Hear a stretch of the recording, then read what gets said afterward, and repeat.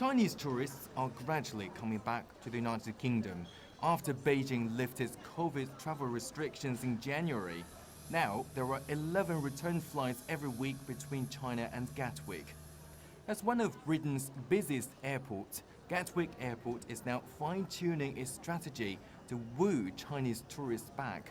We know that the Chinese are big shoppers. It's one of the main reasons that they come into the UK. So making sure that we have the right retail offerings, the right food and beverage offerings, making sure that we have the right carriers flying at the right times of day and with the right frequencies, and making this as good of a customer experience as we possibly can. To accommodate more carriers, Gatwick is looking to double its capacity by using a second runway. The Chinese market is such an enormous market to target for UK airports like Gatwick.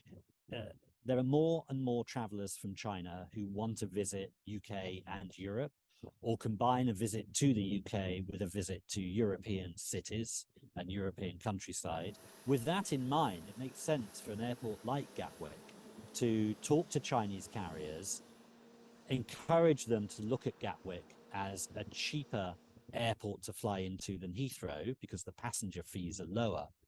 According to VisitBritain, Chinese tourists in the UK spent about $2.2 billion in 2019, making them the UK's second largest market by value.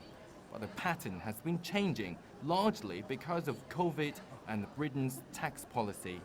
Research by the Association of International Retail has found that high-spending Chinese tourists have been opting for some other European countries, including France, Italy and Spain, when the British government ended the value-added tax refund scheme in 2021.